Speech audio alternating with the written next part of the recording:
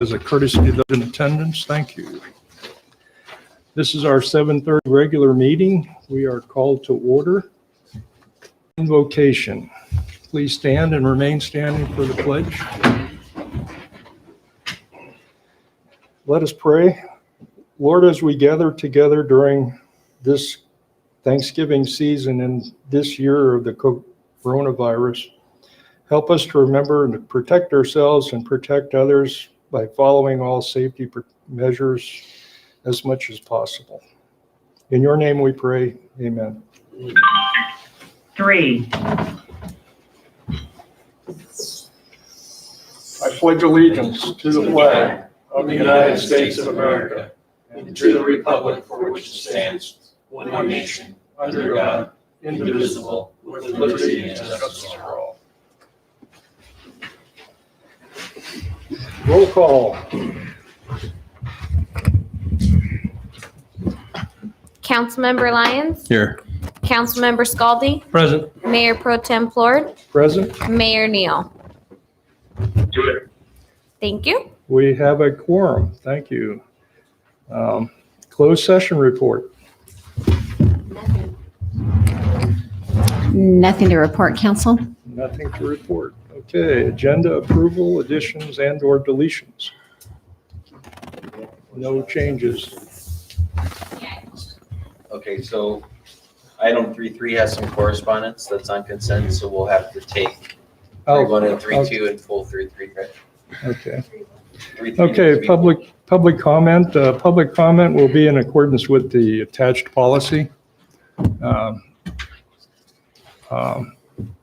So we'll get to that.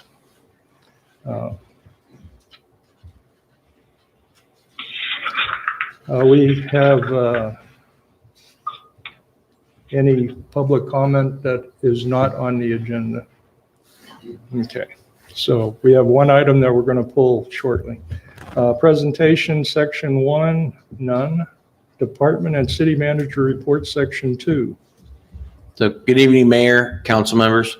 Not a whole lot to report out tonight, other than everybody's aware the county has gone back to purple.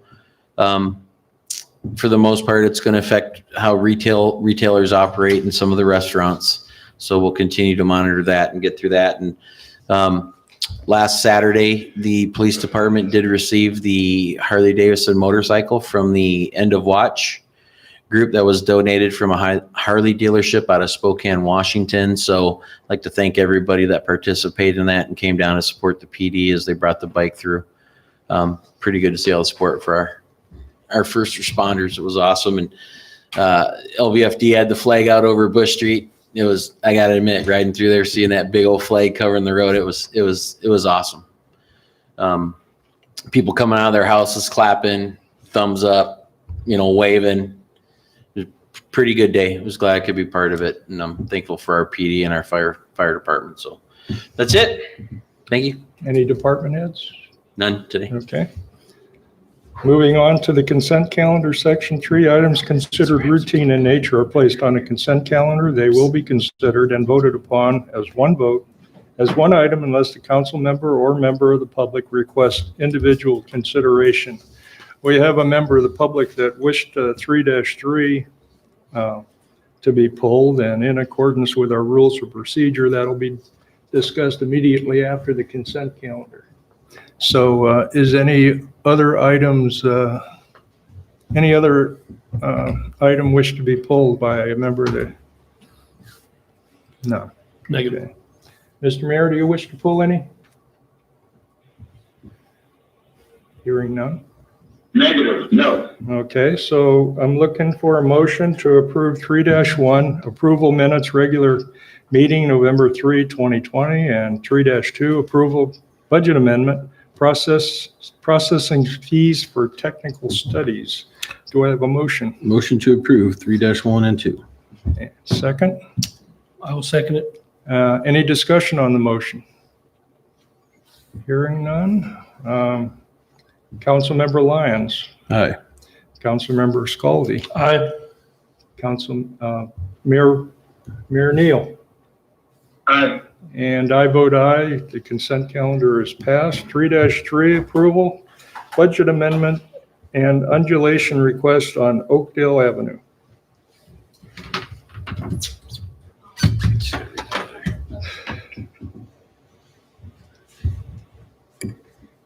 Good evening. So I received a public comment from Patrick Lewis, resident of 104 South Cambridge Drive. And it reads, "The purpose of this memorandum is to provide both detail and context for this request from the homeowners who reside on Oakdale Lane, bordered from Lum Drive in the west to Vine Street in the east. Background: my family has owned the single-family dwelling known as 104 South Cambridge Drive since 1975. This residence is on the southeast corner of South Cambridge Drive and Oakdale Lane.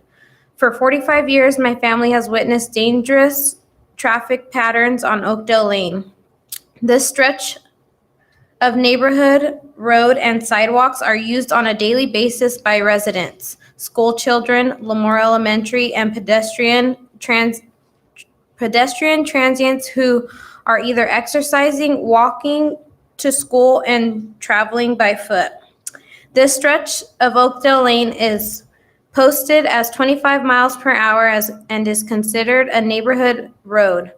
It is intersected by Byron Drive, South Cambridge Drive, and South Olive Street. Oakdale Lane between Vine Street and Lum Drive contains no gutters, yield signage, or stop signage. On a daily basis, residents witness vehicle traffic traveling both east and westbound on Oakdale Lane at high rates of speed, often estimated in excess of 50 miles per hour. This traffic does not respect the right-of-way for vehicles traveling north or southbound on Byron Drive, South Cambridge Drive, or South Olive Street. This behavior has been exhibited by vehicles of all types: passenger, cars/trucks, commercial vehicles, national and local companies, even postal service vehicles. For 45 years, we have witnessed accidents and near misses involving vehicles and pedestrians. We have also witnessed vehicles traveling at high rates of speed who have struck pets.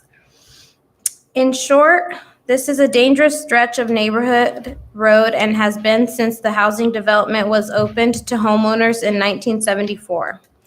During the summer of 2019, I finally decided to take action.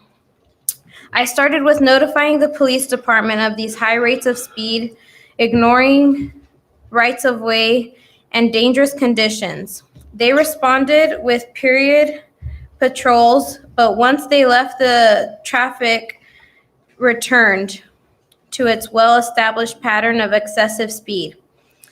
I then asked the police department if a more permanent solution was available. The police department was provided information and documentation on a process known as petition in support of undulation placement.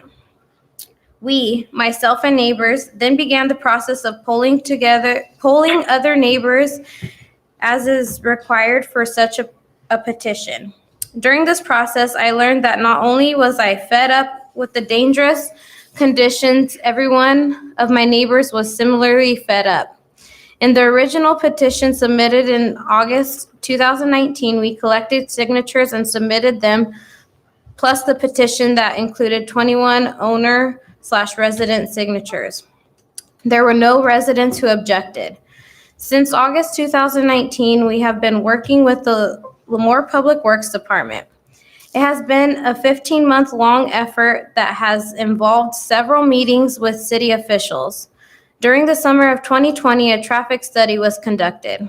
The results of that study confirmed that indeed excessive rates of speed, insufficient occurrences exceed of the thresholds required for undulations. After a debrief of the results with Public Works officials and the city engineer, we discussed the potential locations of undulations given You can finish. Given a You have 3 minutes and you need to talk fast. given a range of alternatives, considering Are you almost done? practicality and cost. Yeah, this is like the last paragraph.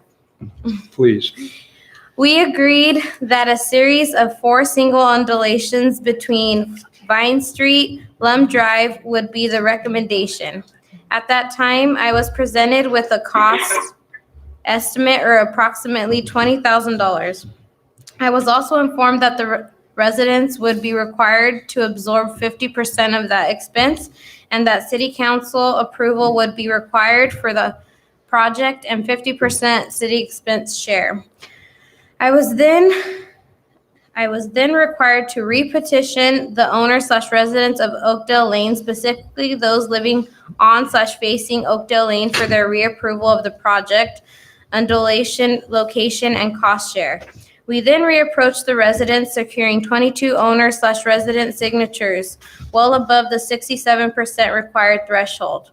The only missing signatures of owners were those who could not be reached.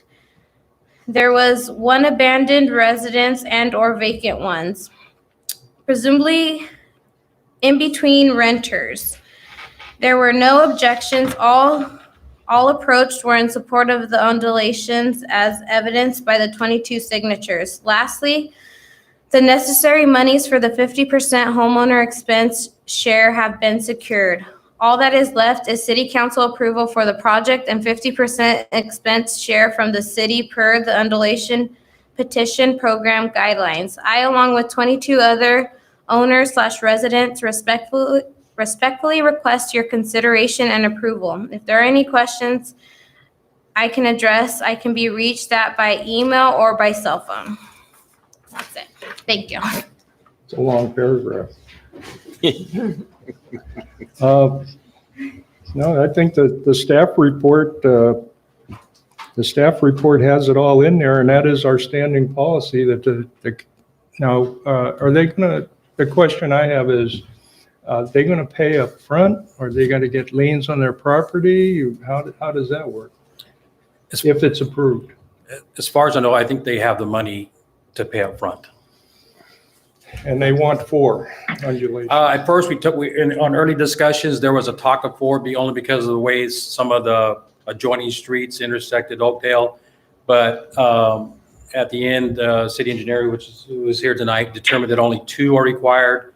They're at good intervals, plus they will capture any of the outlining streets that will merge onto Oakdale. So we'll just have 2 locations that'll have the double speed hump. So a question for the chief then. Chief, do you think that if we put undulations in, that would drive traffic to other streets without undulations?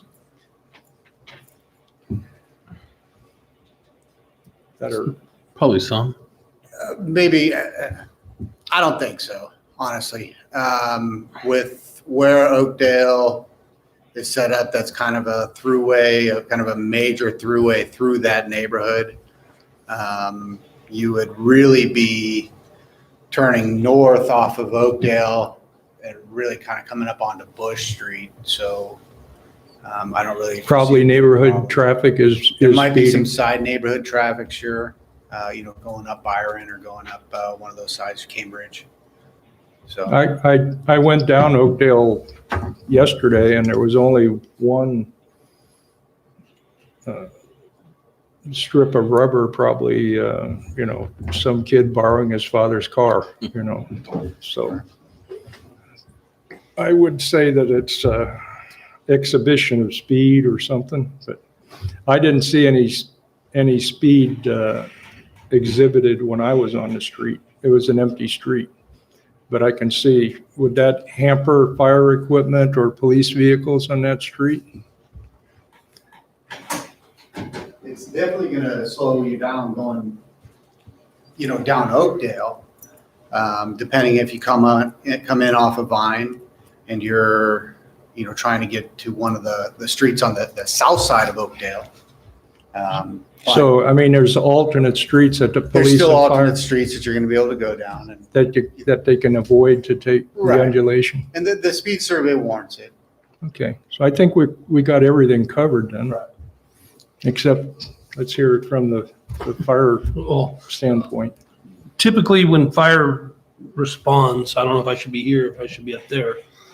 But we would go down one of you don't have many houses that actually live on Oakdale. On the south side, there are a couple. On the north side, there might be one or two closer to Lum than Vine Street. I will say I lived on the corner of Vine and Oakdale from 99 to 2011. And I used to take my family for walks through those neighborhoods. And that street, I agree with this gentleman, this person, I'm not sure who exactly it was, but there is quite a bit of excessive speed down there. And I'm all for it. But I don't think it would, it wouldn't have a huge effect on the fire department responding to calls in the area. Mhm. I was thinking if people were coming off of, say, 19th Avenue and cutting through the neighborhoods, they would probably more likely take Redwood than to go all the way down to Oakdale and cut through. But You- No, my humble opinion, if that's access is cut off, it's going to affect Cedar a little Cedar. bit more than anything else. Yeah. And Cedar's a little bit wider, speed going through there. that's Neighborhood as really, well. that's really wide on. Yeah. But I know that there's quite a bit of people driving really quickly through that neighborhood. At least there was, 11 years ago, 9 years ago, whenever I lived there. It was. Well, any other discussion on it? No? And Council members, if I could add just real quick, the funding portion of the city side of this is we have an account that's Fund 20. And I believe it comes from fines and things that come into the city. We get a proportional share back. Those funds have to be used for very specific things that we can spend the money on. This would qualify as an expenditure from that account, is where we intend on paying the city share, so it does not have an impact on the general fund or the reserves. traffic safety fund? Okay, well then, I think we've covered all the bases, and I think we can make the neighbors happy by doing something on the council. So do I have a motion? I'd like to make a motion to approve 3-3. A motion I'll by, second. and second by the mayor. Okay, any discussion on the motion? Hearing and seeing none, Councilmember Scaldi. Aye. Mayor Neal, excuse me. Aye. And Councilmember Lyons. Aye. And I vote aye. The item is approved.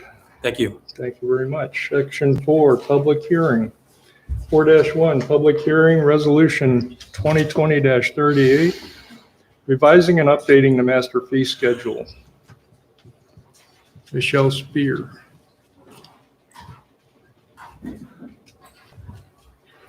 Good evening, Mayor and council members. So several months ago, the city went through the process of evaluating some master user fees that we had adopted back in 2017. And we used Dan Bergman with IG Services. He's here this evening to kind of go over a portion of the study. In addition to Dan's assistance, we also utilized staff in evaluating some fees that were archaic. State regulations mandated that we change some of our fees, so that's part of the study. So I'm going to turn this presentation over to Dan, and then we'll be free to answer questions. Thank you, Michelle. Thank you, Mayor and City Council. It's always good to be back in Lemoore. I have to tell you that all the conversation about undulation, speed humps, made me think about my dad from a long time ago in Palo Alto, where he lived. He drove a giant Oldsmobile diesel station wagon, if you remember those. And he told me that if you go fast enough, you don't even feel them. Joking, right? I don't think he did that, but he didn't like them. He did say that, though. I had the privilege of updating your user fees in 2017, and even better to come back 3 years later to look at the results of what we had done in 2017 and to once again update and revise the fees. I have slides, but as I'm going through the slides, I'll be describing what they are illustrating and saying for anyone who's not looking at the slides. And I just need to remember to forward the slideshow. Must be one of these buttons. Is it the arrow? Oh, it's upside down. It works better when you hold it right. So user fees, we refer to the master fee schedule. Well, it's just the document that holds them all.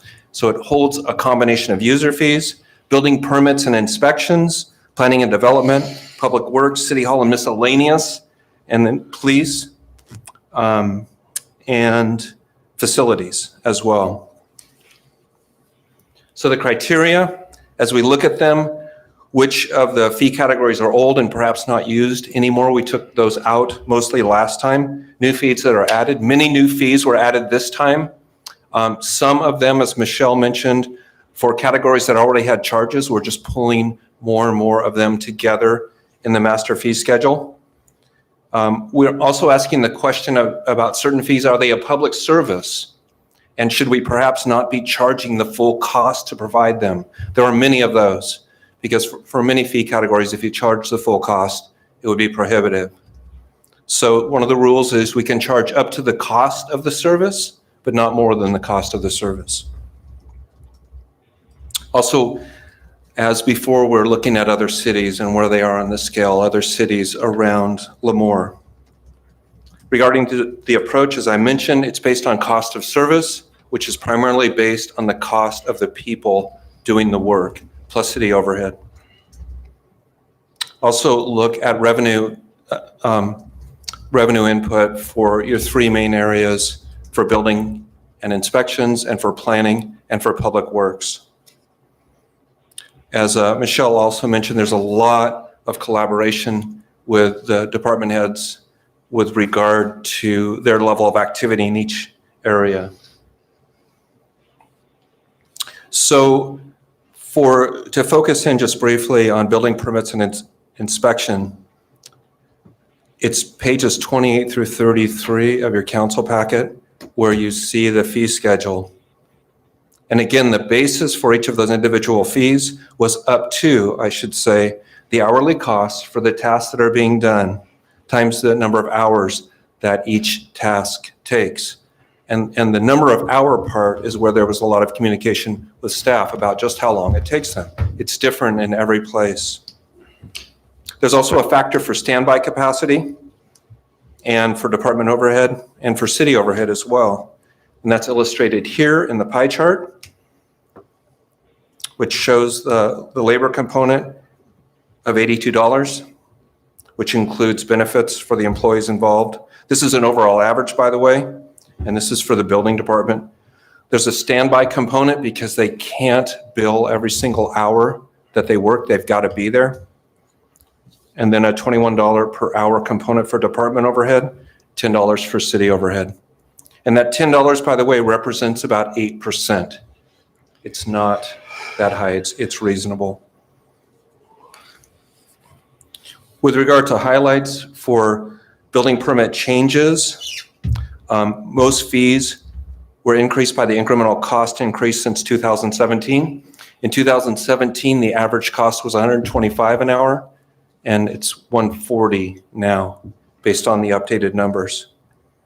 Something else we did, as there's always the opportunity to improve these fees, there's a $1,300 minimum for commercial tenant improvements, because the way we had set it up last time, if a commercial facility was doing a very small project, it wouldn't cover the cost.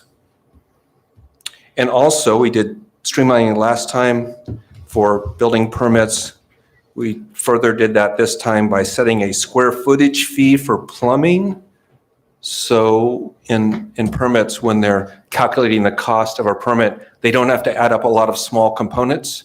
They just take the square footage times a square footage fee, which is also for electrical. With regard to building permit comparisons to other cities, you can see for Lemoore, it just went up incrementally about $100 for a 25 100 square foot custom home, still lower than all the neighbors. Hanford, Corcoran, Kingsburg, Visalia, or Coalinga. And by the way, even though your building permit for a typical home is so much lower, in that department, you're covering your cost. Whereas for the planning department and for public works, there isn't enough activity to cover the overhead that you have to carry in those departments to provide the service. But in building permits, between building permits for homes and solar, those are the main contributors. You are covering your costs, which is a good thing. Here's the solar comparison. Hanford's at the top at $500. That's the state limit. In this case, we pass through the full cost of service, which doesn't approach or at least reach the state minimum. So Lemoore goes from $430 to $480. For planning and development, it's page 34 on the council packet. We made a lot of adjustments, so they're working very much with Judy and with Frank as well in these categories and public works. There are 15 new categories added to better associate fees with the services that are providing for the planning area. Where we could, for larger projects, the fees were set at the actual cost.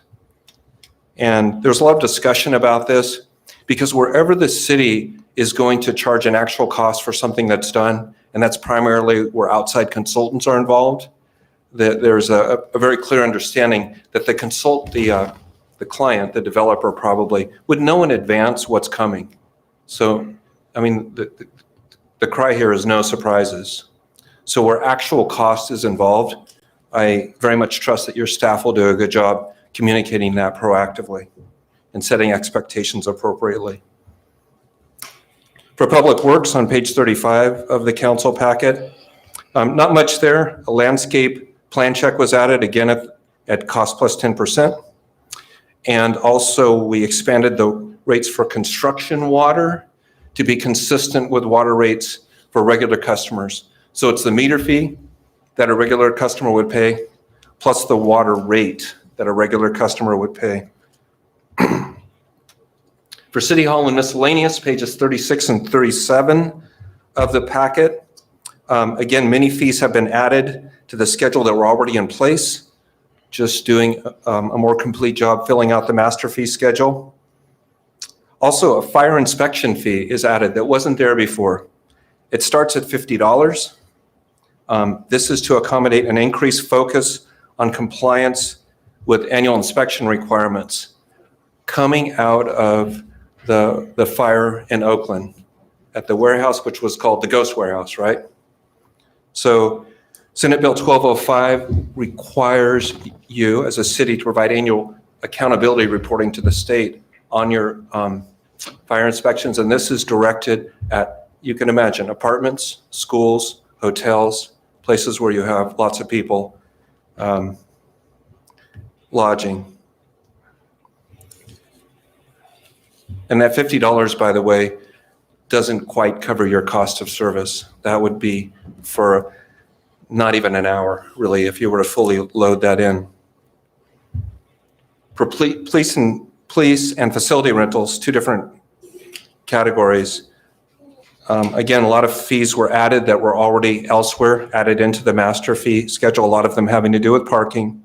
There were no changes to facility rentals. So that was a quick overview. Questions, discussion, your consideration to approve, and the proposed implementation date, effective date is January 1st of 2021. Thank you.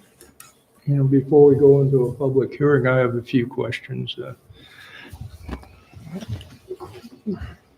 These facilities that require a fire inspection they know they're required an inspection, fire bottles, extinguishers, maybe their sprinkler system, whatever. Do they notify the city or the city have to go to them and and say, hey, we have to do an inspection. Because there's, this is something. The city that's has, new. The city has already been conducting these inspections for many of our business owners. We've done it for the school systems already for years. We've done our hotels and our motels. So it's something that we've already been accomplishing. In the past, it was done almost exclusively through our building inspectors. Unfortunately, we can't continue to carry that burden in the building department because we have so much going on that they're out there doing building inspections. So about 2 or 3 years ago, we hired a fire inspector. I don't know if you remember, we had a full-time fire inspector position that turned into a part-time fire inspector, part-time administrative assistant to the fire department. And that individual is still going out there and doing those things. But as we bring in more businesses and we bring in more development, we're going to need more people to help us continue to meet the state mandates. So this fee is derived to help us receive revenue to help fund the existing person as well as future individuals. To answer your question about whether or not businesses know this is a thing, they should. We've been to them before. They get sent a letter every year asking them to provide us copies of their business floor plan so that the fire department has those on hand in case they need to respond in an emergency. And they're provided the information of what they need to make sure that their dwelling has on hand. So it's not new. The fee is just new. $50. $50, well, it depends on the number of employees, but yes, $50 for businesses between 0 and 25 employees, and it goes up from there. Okay, and then, let's see. Another question I had deals with the resolution itself, number 4.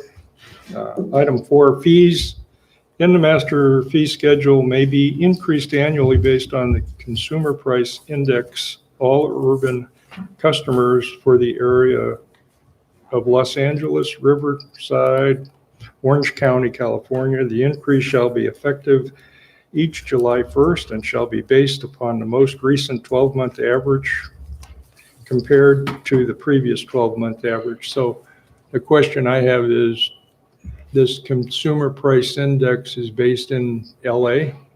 Is that the same around here, or? They have CPIs in different regions of the state, so we pick the one that is the closest to our demographic, but they don't have one specific to the Central Valley. So we will adjust the fees based on the consumer price index once a year in July.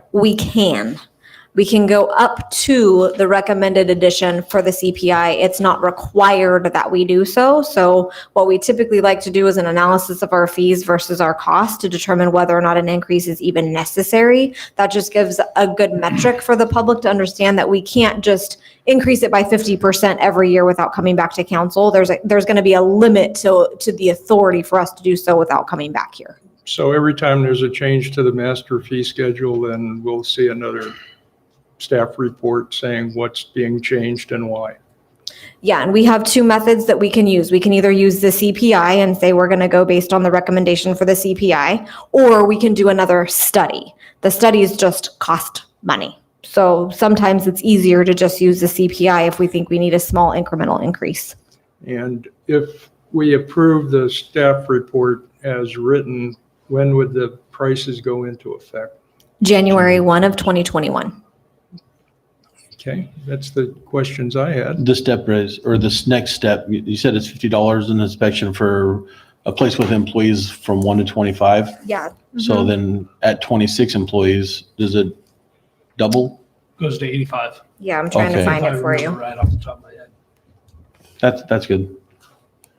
I don't Well, know if somebody's I just inspecting a guessed. Which hotel, page? for example, 37. it's got housekeepers and accounting staff and managers and stuff like that. It's going to take a long time to inspect let's say, a hotel or a motel. It does, and the individual that we currently have doing them spends a lot of time with the business owners or whoever is on site to explain what the requirements are, why the requirements are there. They take pictures, they write a report, they draft a report when they get back, they send it out, they do a re-inspection. It's not just a simple kind of like walk through and peruse. There's an education process that goes along with It's not a flat it. fee, it's an hourly fee. In this case, it's a flat fee. So for your annual inspection, you will be charged $50. If she's there for 3 hours, you pay $50. If she's there for 8 hours, you pay $50. Well, I'm sure that the inspector will be thorough. She absolutely And is. they will get their $50 worth. That's all I had. Ready to open it up to the public? Mayor, do you have anything to add before I open it up? Absolutely not. Okay. I'm going to open up the public hearing. Anybody wish to address the council on the master fee schedule? No comments from the public? All right. I will close the public hearing. And does anybody wish to make a motion or have further discussion? I'd like to make a motion that we pass the resolution 2020-36. Second. Okay, a motion from Councilmember Scaldi, second by Councilmember Lyons. Any discussion on the motion? No discussion. All right. Councilmember Scaldi, Aye. Councilmember Lyons, Aye. Mayor Neal, Aye. and I vote aye. The master fee schedule is approved. Thank you. Next item is 4-2, public hearing. First reading, ordinance 2020-09, resolution or resolving the Downtown Merchants Advisory, dissolving the Downtown Merchants Advisory Committee or by, I guess. Thank you, Mayor Pro Tem. Yeah. Good evening again. So thank you, Dan. Thank you. On this proposed motion and first reading of ordinance 2020-09, dissolving the Downtown Merchants Advisory Committee by amending section 3-2-5 of the Lemoore Municipal Code. Staff brought this back a while ago. For several years now, we've had, I would say, we've had a hard time getting quorums. And then when we do have quorums, quite frankly, it's a hard time making decisions on what to bring forth. I mean, for the most part, we agree that, yeah, we need to do our planners and we set money aside for that. So the intent of this is not to forget about downtown and that the city just walks from the downtown. I want to make that clear. All we're trying to do is make it so the downtown merchants have a more efficient path to getting things done with the monies that they pay double tax for and that the city collects on their behalf. We will still collect that money and it'll go towards keeping downtown maintained, advertising, benefiting downtown as it's out in the ordinance. All this does is allows any of these merchants to get together instead of 5 of them to kind of talk and discuss. You know, some of the things came up on some of the social media is like, well, why aren't we using monies for the downtown merchants to help do facelift to the buildings down? It's a great idea, right? So we actually brought that to this DMA about 2 years ago, I believe it was. And we wanted to do kind of a cost sharing on basically on the facade of buildings. And we were like, hey, if you spend 500, the DMA match or the city match will be 500 and you can have $1,000 worth of, fresh paint and this and that in front of the buildings. And during that meeting of the DMA, we couldn't get consensus on if 500 was enough or too much. The owners let them do what they want with it. Well, we've got significant that I think can be put to good use. So this is really just about giving the downtown merchants a path forward. We'll still continue to collect that are collected on that double tax. Will absolutely be used in the downtown area. They have to be. We can't use that money for other things. The council really has a discretion. So in the interim, I'd be more than happy to field calls for downtown merchants that have ideas. I know there's one business that's been trying to get a tree planted in their planter in front of their business for well over a year.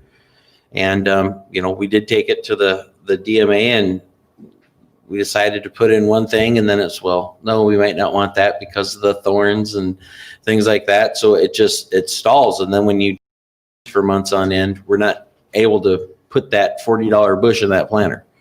There's certainly got to be a better way forward. So, That's really what we're trying to do, is just make it more accessible and to get more people. But by having it set up as an advisory committee and having to follow the Brown Act and getting the quorums together, it's just not working for us. It's not working for the city. It's not working for the downtown. So we're just trying to find a way to make it more efficient, make it easier access. We can have that downtown, but the city will stay involved. We will continue to collect that tax on their behalf.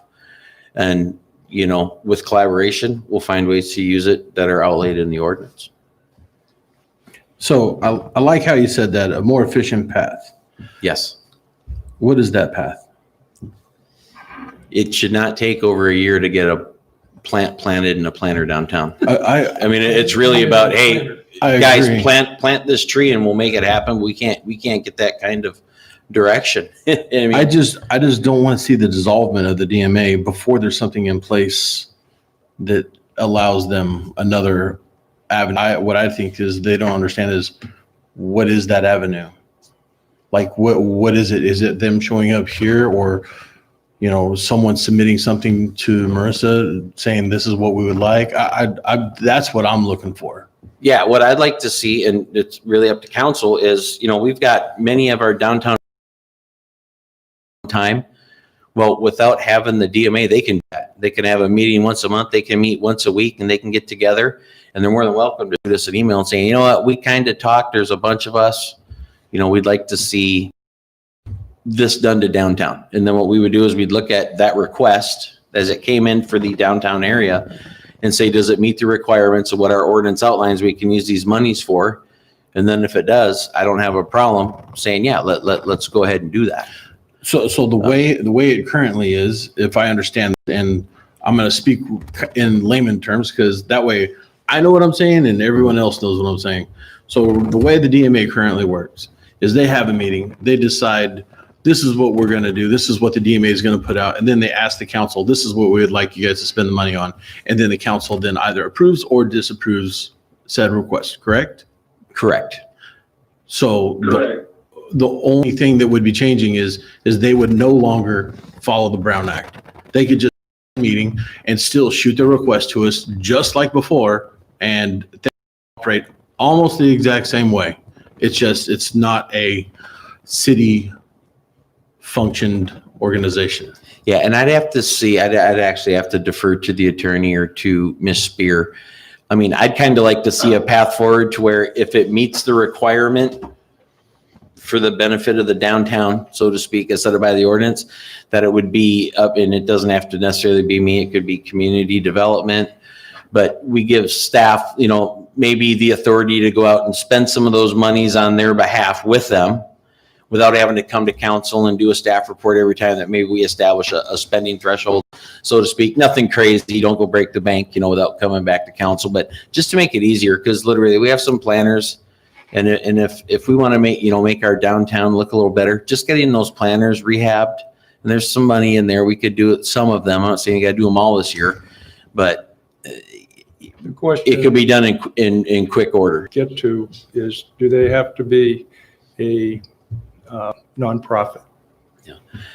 We had mentioned that before as an But if alternative. it's So in- then what we could do, if they chose to have their own nonprofit, then we could enter into an agreement to release the funds that we collect on their behalf to that nonprofit. And then they'd obviously have to come back and say how they spent it and hold their receipts and make sure they spend those dollars based on the ordinance and how it's written and what the authorized use of those funds are. As long as that's just an option, but it doesn't have to be a nonprofit. They could get together and just request to the city, hey, we'd like to get a planting here or there, or we need these trees pruned, or, you know, things like that. So if it is a nonprofit, then we could release the funds. If they're not a nonprofit, we do it on behalf of the downtown. Yes.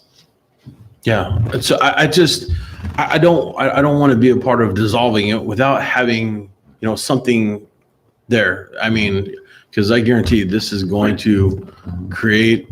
Okay. And I'll go back to my previous comment. It's not that the DMA was a good thing or a bad thing. I think it's a good thing if it functions appropriately. But I've been here since 16, and I'm telling you, it doesn't function. It's not efficient the way we do it. We use staff time to arrange meetings, to call around, get a consensus. We've met, what, twice in the last year as a DMA? It doesn't work. And then when we meet, we don't, the individuals that do come, whether it be 3, 4, or 5, typically can't agree on how we want to spend the money. So we have a meeting, but we really don't accomplish a whole lot other than we know we have Western Lawn Care, or whoever it is, take care of our landscaping downtown. That's been about the extent of our spend, minus having the chamber, they authorized last year to do a holiday stroll, and we brought that to council and spent some money, but there hasn't been a lot, Yeah, well, yeah, because I can honestly say for months I've tried to go to a DMA meeting and there hasn't been one. Correct. Before the mayor speaks, I'd like to say that I think we're on the same page as far as trying to get things done for the downtown area.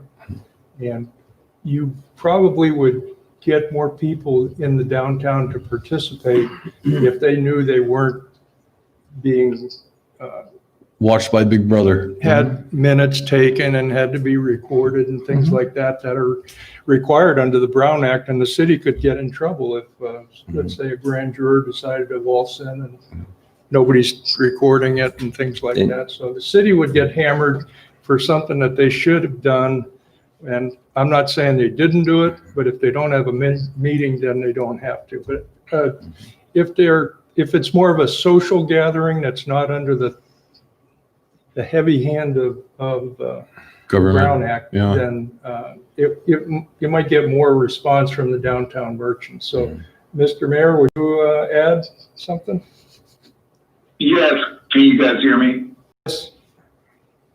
Okay, I'm looking at this, and when the city manager led public hearing first reading ordinance 2020/09 dissolving the downtown merchants advisory committee by amending section 3/2/5 of the Lemoore Municipal Code, he broke that down and told us everything that was going on. And I don't know if they basically was transparent, the city transparent with them, and they still just like, it was like a blow off move. And it shows that, to me, I agree with what the city manager was saying. Because if they don't take our downtown seriously, I mean, that's what's for a year, 2, what do we have to do? If it took a year and they don't get it after a year, that's what city manager said. Is that right, city manager? Yeah, we've had a tough time getting a quorum for several years. Okay, and use transparency to them. And for a year, I don't know. I agree with you though. Dissolving. Yeah. And staff at a test down to 5 members, and we still have an issue with quorums. So that's just history. The only thing I would like to add is we had a discussion on this a couple of months ago, and we decided to table it so that we could go to the DMA and discuss what the possibilities were. And when we were scheduled to have the meeting, we didn't have a quorum. So if I understand it right, we didn't have a quorum, so we couldn't have the meeting. And so when it came back to the city council, I was the one that said, it's probably best to go ahead and dissolve the DMA because it might be more productive to do it in a different way. So if anybody gets the blame for making the DMA go away, I'm going to go ahead and accept full responsibility with the assistance of the rest of the city council. But before we go into a public hearing, is there anybody that wants to say anything? I have one more question. And so if we were to dissolve the DMA and there was still a non-official one that was still having meetings, would we be able to send a city employee to those meetings to act like a kind of a liaison between the city and that non-official meeting? I mean, I don't see why we would. Because I mean, I'm just saying, like on the case that if they wanted to know, if they had a question for the city, we could have a representative there that could answer a question, or if they wanted to know, what's still in their account, or, just a information bridge between the city and the non Yeah, DMA. I'm sure we can find a work. But I'm just saying that I was kind of asking the attorney too, at the same time, that'd be something that the city could still do, is having a city employee kind of act like a translator. Yeah, so you could do that. And the way the draft ordinance is written, it gives the city council the authority to determine the methods and ways to consider how the revenue should be spent, and then to also determine the ways that you can carry out the purposes of the ordinance. And so that could be one of the ways. Okay. As far as the city manager mentioned facade program, I think that was under the redevelopment agency. At one time, there was a facade program that the redevelopment agency would fund money to help the downtown, or anybody, I guess, before the money was appropriated by the state. So this way, we have to do it ourselves or in some other way. So that would be a good use of the funds also, painting or improving the storefronts, et cetera. Okay. So are we ready to open it? If I could just make one more recommendation, that last sentence in your draft ordinance, it says the city council retains the ability to work in conjunction with nonprofits in order to effectuate the provisions of this section. You could always change the word nonprofits to downtown merchants. Okay. I would rather have that language. Yeah, that sounds good. And then that way they could literally call and they could say, hey, Nathan, we're going to have a non-official DMA meeting today at 5:00. Can you make it? And Nathan could say yes. And it doesn't have to be agendized. It doesn't have to be minutes taken. And that would all be legit. Yes.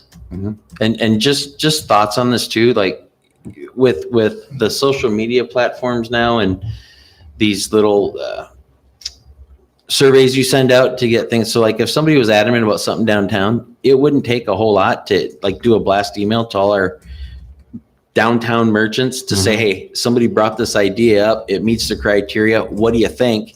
And we could just take a quick vote. And if we get, it could be a 50+1, or we could set a threshold, and that's how we could decide how we want to do things too. And that, even if people aren't invited, they would at least know what we're trying to spend money on and have a brief, at least be able to put their voice in. I think that's going to get more people downtown heard than currently how we're doing it. I kind of agree. And I just want this to be completely crystal clear to anyone that reads into this or posts about this. This is not a dissolving of the DMA. This is an attempt to make the DMA better. Correct. 100%. We'll just call it something different. Yeah, we'll call it the no DMA for the non-official Downtown Merchant Association. If this group of business owners get together and have a party someplace and make a decision that they want money spent by the city will take that input, and it's going to have to come back to the city council to spend the money, right? Like it currently does. Yeah. And if anybody wishes to comment on that during that particular item, they can come up to the city council and amplify on it. Okay, good. So are we ready to go into the public hearing? I don't hear any objections, so we have the public hearing is now open. Any discussion, any inputs from no input? None. Okay. I thought there would be one. From the vast crowd in this room, I don't see any hands. The public hearing is closed. Is there any further discussion or a motion? No. Yeah, okay, well, since I'm going to go ahead and make the motion because I'm going to take full responsibility for this. And I want to make sure it's right. I move that we waive the first reading in its entirety of ordinance 2020-09 and a second hearing for the next regular council meeting on that ordinance as modified by our city attorney, which removed the wording concerning Non-profits to downtown merchants. That line was struck. We're going to basically change nonprofit to downtown merchants. Okay. Any second on that?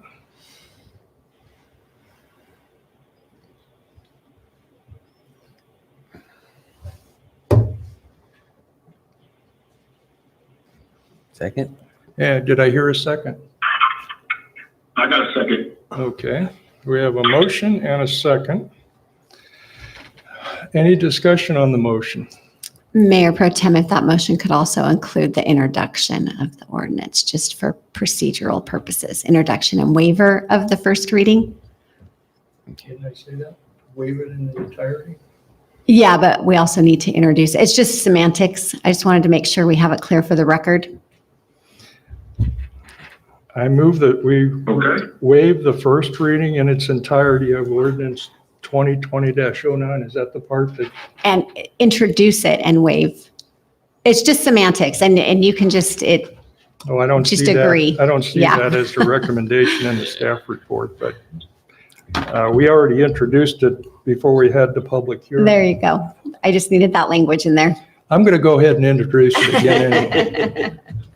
Okay, so I vote aye. Mr. Mayor? Yea or nay? I second it. You vote aye? Aye. Councilmember Lyons? My phone's getting a bad connection. It feels wrong, but I'm gonna say aye, and I just hope that people will realize that this is a good thing, I think. We will not abandon our downtown. And Councilmember Scaldi? Aye. Okay, the 4-2 is approved as amended on the ordinance as introduced and waived.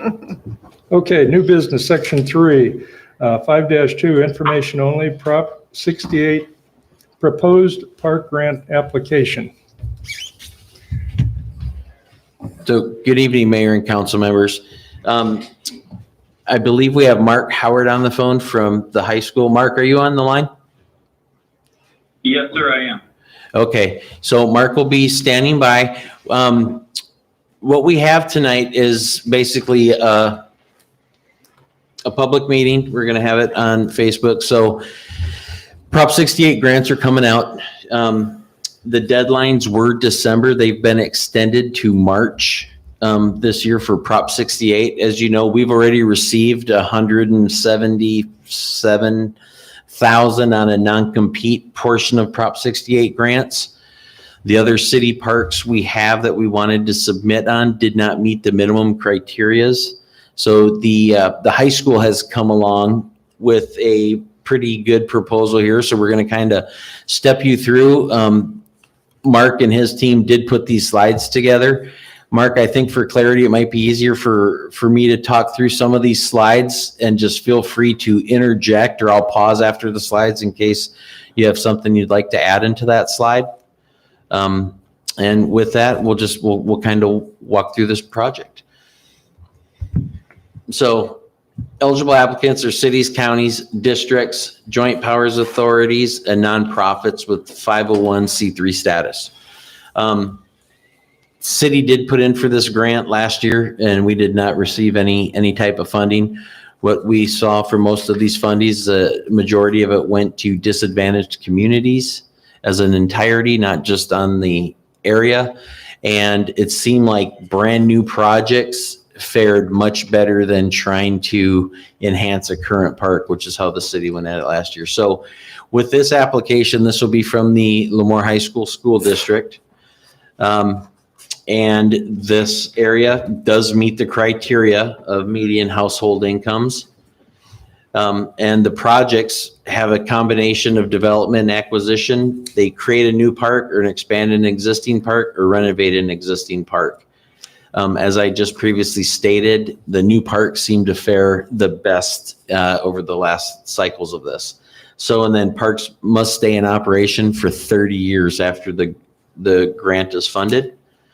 All projects must create or renovate at least one recreational feature. So the examples are athletic fields, running tracks, playgrounds with shade structures and lightings, or they may include major support amenities like restroom buildings, snack bars, and parking lots. Competitive projects shall have the majority of dollars in recreational features. For these grants, you have to have a project cost of $200,000 up to $8.5 million. There is no match requirement at all, and it's one application per park. All applications must be submitted, or an applicant may submit multiple applications and be funded for more than one proposal. And applications, like I said, this says due December 14th. That has been extended out till March. I don't have the exact date, March, but they did extend it several months. So if you look here, I'm sure you're all familiar with the properties out there behind the hotels over by the Vineyard Inn on basically where the corner there where Bush Street and D Street come together. There's about 9 acres over here, I believe, if my memory serves me right. But as you can see, the high school is looking to acquire parcels 1, 2, 3, 5, 7, and 8 as prescribed in this. Mark, are you able to follow along online and see what slide we're on? Yes, sir, I am. Okay, and you're actually coming through very clear. Is there anything you'd like to add at this point or jump in on? Or do you want to continue on and take questions towards the end? Just to clarify, the school district is partnering with our nonprofit foundation. Our foundation is actually a 501c3 and is eligible to apply for the grant. The school district coming alongside as a partner to maintain the property should we get the grant. Okay, thank you for clarifying that. Yep. Okay. So here's the project idea for the land acquisition. They're trying to acquisition this land. Here is kind of a drawing of what it would look like. So you'd have a soccer/football field. You'd have some baseball fields with the 340-foot fences. More soccer, football complexes with additional baseball fields with 200-foot fences. Who owns this property? This property right now, I believe, is owned by the Oliveira family. So are they okay with it? It's the property's for sale, so Okay, well, I that's guess good. it would be just a matter of their nonprofit and the school district coming to terms to purchase this. Hey, But Nathan, just, Yes. you said 1, 2, 3, 5, 6, 7. Yeah. I don't, from the way I understand it, looking at this, this slide, and I also went to a meeting, I believe, last Monday, the 9th, about this, that 1, 2, 3 is not part of the grant idea. I think that it's going to be 4, 5, 6, 7, if my memory serves correct. what That's it my looks like, understanding yeah. as well. Yeah, and based off of this rendition right Okay, here as yeah, well. and And this, 4 is not identified. 4 is but not it's- identified, It's but- to the west of the Best Western. So that is all true. Right now, this is a very initial design concept, and we're still going through our design development phase where we have to have 5 community input meetings, and this being one of them. We are open to the idea of purchasing 1, 2, and 3 as well, but it all depends on how the cost estimate will work out when the final design comes together. We're not sure that there will be enough funding available in this grant to acquire all the land and develop it with all of the features that the community wants. Is Oleander being completed through to D Street? Is that part of the plan? Or is that just something that we're gonna do? so So this grant, go ahead, Mark. Go ahead, Mark. This grant will not cover the cost of Oleander. If awarded, my understanding is that at the time we make an offer, we have to get the land appraised. And if the Oliveira family accepts our offer, that there is an agreement with them and the city to complete Oleander Avenue to connect to D Street. That's my understanding as well. Okay. Okay. The only other question I had was in block number 7, it shows a concession / restroom, some storage, Parking. and 50 stalls. That's not very much for all of that acreage there. Doesn't it seem like a small amount of cars? Potentially could be, but you also have street parking available along, you'd have the new street coming through, and then Bush Street, you actually have parking along there too. But yeah, I could see where 50 is not a whole lot for a complex this size. We'll find out. Mhm.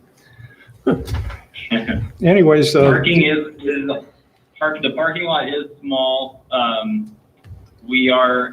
We've been entertaining some ideas of creating more parking for the project. you know, Sure, absolutely. well, this is information only, and so I guess we just have to wait for the grant to come back, approved or denied, basically. Yes, sir. And we're open in this forum if you have any recommendations or if there are any recreational features. Right now, what the input meetings have brought forward is that the high desire items are a large baseball field, an additional football field, and a walking track. So those 3 recreational features are at the high end of the priority list for this project. And if I'm not mistaken, looking at this, the walking path's about a half-mile path. That would be my estimate, yes. Mhm. And Mark, I know that this has been brought up before, but if you're going to have a permanent baseball field, 60-90, is it going to have a permanent fence out there that's going to obstruct that football field or football / soccer field? Or is that going to be a temporary fence that can be manipulated so that you can open up the soccer football field in a safe manner? Right. When we had one of our community input meetings last Monday, there was a lot of discussion about there being a permanent fence.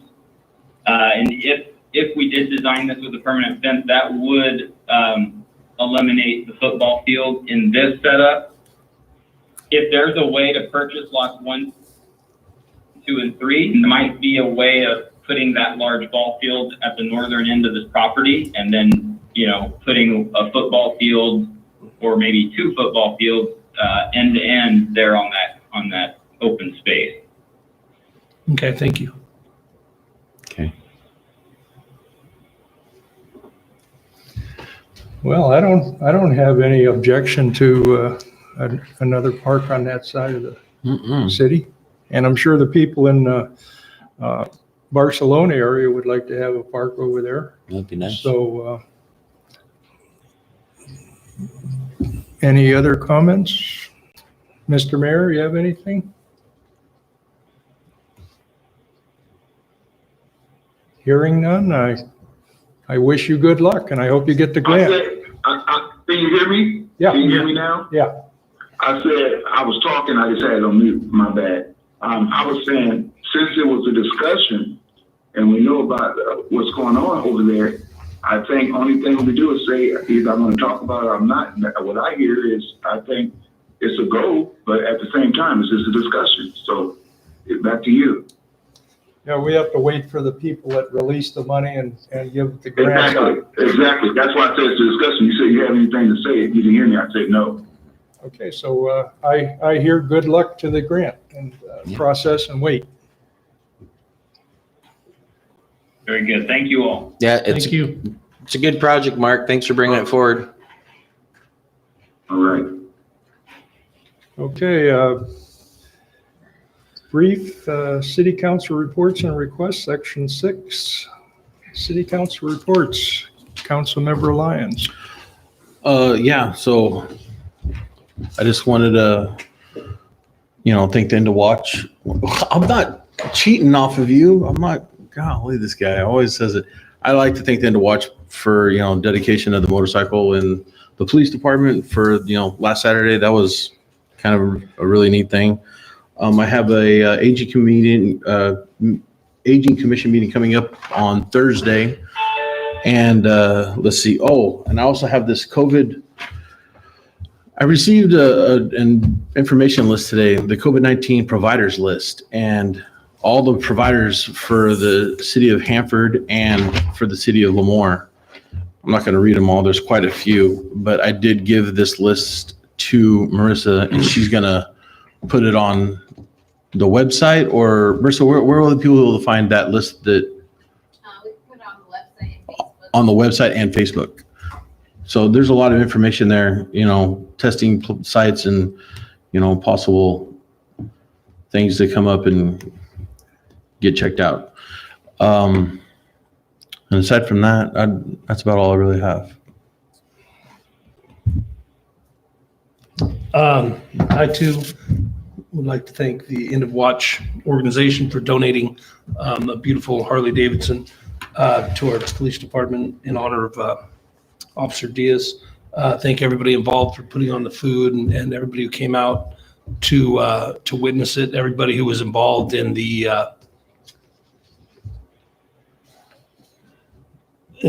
ride, I guess you would call that. It was quite a sight to see. They were escorts. It was a nice thing to see.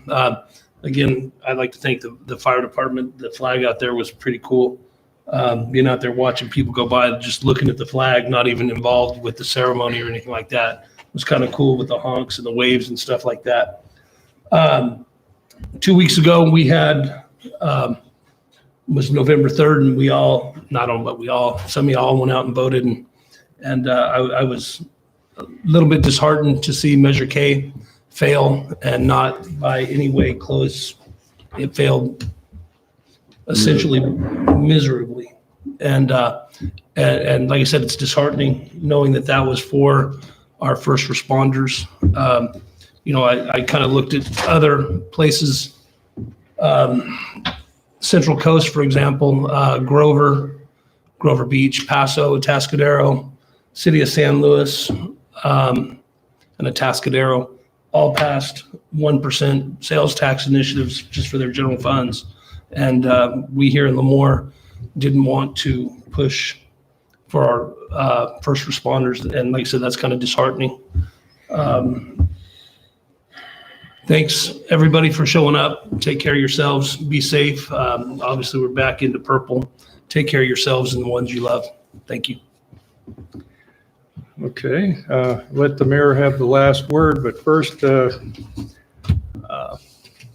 as far as Measure K, I think we got a pretty good number of yes votes. We just didn't get a number that needed to pass. But there are community supports out there for public service, first responders, and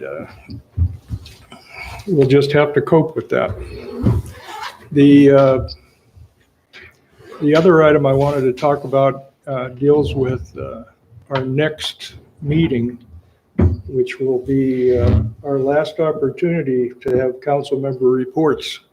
Usually during the second meeting in December this year, they will have new council members sworn in. So we won't have an opportunity in the second meeting to have the council member reports. We may have a time for brief comment, but if you think about what you'd like to say to the city before, your last council member report, there's a lot of people that deserve recognition, and I hope I don't miss any, and I'm going to be bringing that out at the next meeting. As far as this next holiday is Thanksgiving, I certainly hope that the color purple doesn't hit every household. I want people to be safe. So do what you can to stay safe. And if you can't stay safe, stay away from me. Mr. Mayor, you're up. Yes, real quick. Yes, real quick. Is the rec open? Is the rec center open? Is it, because I'm seeing people coming in and out. Is it fully open now? Or? No, it's not. Didn't we have, Okay. didn't we have somebody? Okay. I was asking that question because I've seen it look like it was open. I guess it's not open. It's just people working, I guess. We've had training going on in there, and on bad air quality days, we let the seniors walk in with social distancing and masks and stuff like that. But as far as being open, no, it's not. There's no kid play. There's no city run programs going on out of there right now. Okay, wow. Okay, thanks. That's all I had to add. Okay, so that concludes our business for today. Our next meeting will be on December 1st at regular meeting at 7:30. It is now 6:40 or 8:46, and we are adjourned.